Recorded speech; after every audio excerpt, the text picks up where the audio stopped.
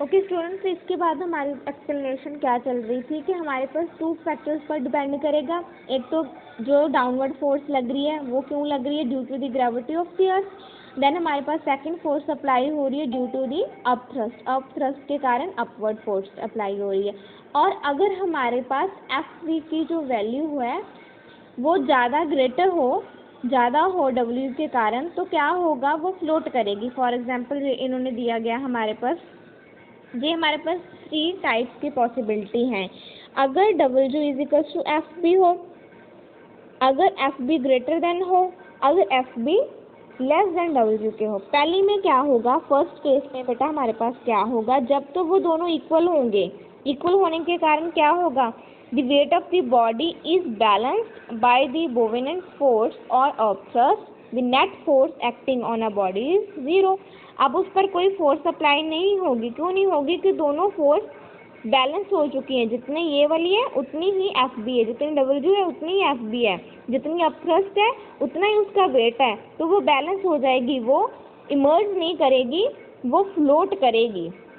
इसके बाद हमारे पास आता है जब हमारे पास बोवेनेंट फोर्स अपथ्रस्ट फोर्स होती है वो ग्रेटर हो W के साथ से, तो क्या करेगी, वो पार्शली क्या हो जाएगी, सबमर्ज्ड, मतलब कि उसका बॉडी का ज़्यादा हिस्सा पानी में डूब जाएगा। और थर्ड केस हमारे पास क्या है, जब हमारे पास एफ बी स्मॉलर होगी W के, तो उसमें क्या होगा, वो कंप्लीटली इमर्ज्ड हो जाएगी पूरी की पूरी उसी में, लिक्विड में। Then characteristic properties of upthrust, पहली बेटा हमारे पास क्या है, larger volume of a body emerged in fluid, higher the upthrust and buoyant force act on a body.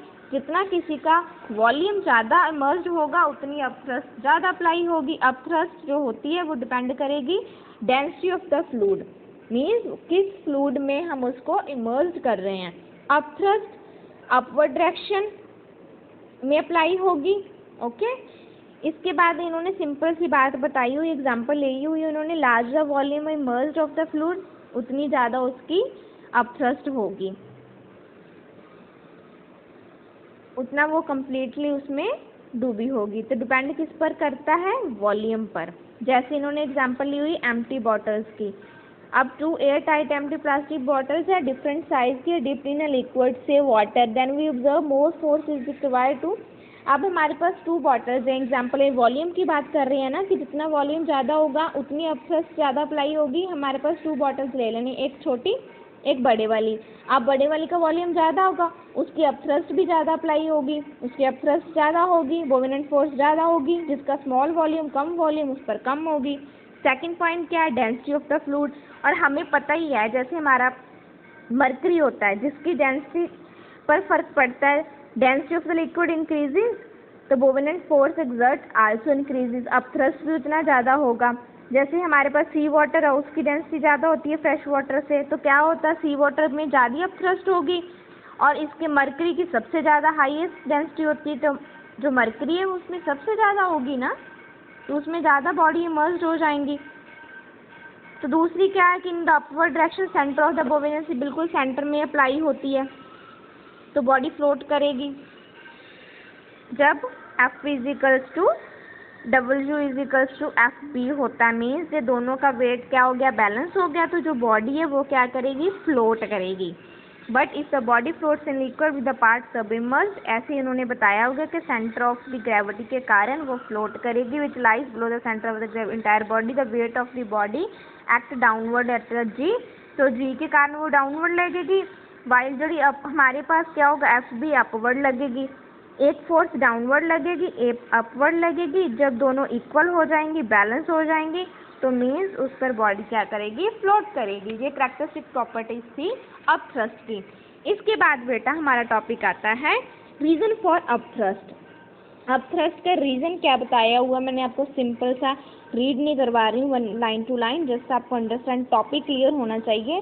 सो मैं आपको सीधी सी बात बताती हूँ, आपने क्या कर लेना, एक आपने कंटेनर ले लेना, उसमें वाटर फिल कर दिया। अब उसमें क्या किया आपने, मग को सब इमर्ज कर दिया, इमर्ज कर दिया, डुबा दिया उसमें। अब इसके चारों तरफ से उसको क्या मिल रहा है, प्रेशर एक्सर्ट हो रहा है ना, अब देखो सिंपल सी बात है, इधर से प्रेशर आ रहा है, इधर से प्रेशर आ रहा है इन अ हॉरिजॉन्टल डायरेक्शन, ये दोनों आपस में क्या हो जाएंगे, कैंसिल आउट, इधर से इनको कोई भी नहीं मिलेगा। लेकिन टॉप पर और बॉटम पर डिफरेंट टाइप्स है, ये ड्यू टू ग्रेविटी, ये अपथ्रस्ट, जो मैंने आपको पहले फंडा समझाया था।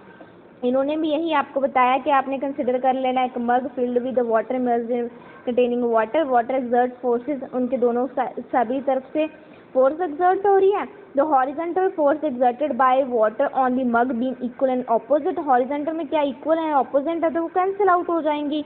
तो हमारे पास 2 ही रह जाएंगे, एक टॉप पर फोर्स, एक बॉटम पर, एक डाउनवर्ड करेगी, एक अपवर्ड करेगी। It is known that pressure exerted by liquid increasing with the depth at act in all the direction, depth पर जाकर प्रेशर ज़्यादा होता है ना।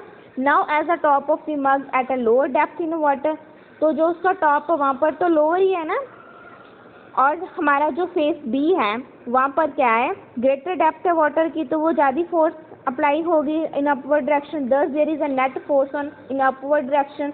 तो अगर हमने टोटल डिफरेंस काउंट करना मीन्स यहाँ पर हमारे पास क्या है, F2 फोर्स है, यहाँ पर हमारे पास क्या है, F2।